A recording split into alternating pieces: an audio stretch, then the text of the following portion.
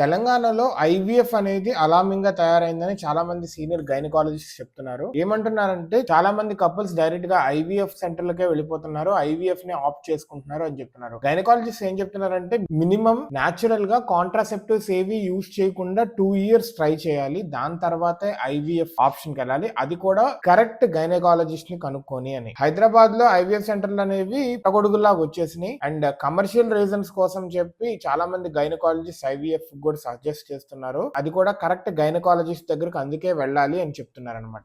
గర్భం దాల్చడం అనేది ఒక వరం. ఒకవేళ 2 years తర్వాత కూడా అవ్వకపోతే గైనకాలజిస్ట్ దగ్గరికి వెళ్తే కరెక్ట్ గా అసలు మన లైఫ్ స్టైల్ చేంజెస్ ఏముంటాయి, అదే విధంగా ఆ ఉమెన్ యొక్క లేకపోతే కపుల్ యొక్క ఇద్దరి గురించి కూడా తెలుసుకోవాలి ఇన్ డెప్త్. తర్వాత IVF is a last option, that is not the first option అని చెప్తున్నారు. లైఫ్ స్టైల్ చేంజెస్ ద్వారా ఈజీగా 40 years తర్వాత కూడా పిల్లల్ని కనొచ్చు అని చెప్తున్నారు. కపుల్స్ ని బాగా కరెక్ట్ గా కౌన్సిలింగ్ చేయాలి ఐవీఎఫ్ కి వెళ్లే ముందు, వెళ్ళిన తర్వాత కూడా అంటున్నారు. అదే విధంగా మినిమం 2 years అనేది ట్రై చేస్తే 2 years లోపల most of the couples conceive అవుతారు అని చెప్తున్నారు. ఇందాక చెప్పినట్టు లైఫ్ స్టైల్ చేంజెస్ చేసుకుంటే 40 ఏళ్ల తర్వాత కూడా కన్సీవ్ అయ్యే ఛాన్స్ ఉంది. డిక్లైనింగ్ ఫర్టిలిటీ రేట్, దాని వల్ల ఐవీఎఫ్ సెంటర్లు బాగా పెరుగుతున్నాయి. ఐవీఎఫ్ కూడా చాలా మంది వెళ్తున్నారు. వెళ్ళిన వాళ్ళకి మాత్రం కరెక్ట్ కౌన్సిలింగ్, అదే విధంగా ఎంత పర్సెంటేజ్ అక్కడ కూడా కన్వర్షన్ ఉంటుంది, సక్సెస్ రేట్ అనేది ఎంత అనేది కూడా తెలుసుకోవాలి. 100% అనుకుంటారు కానీ కాదు.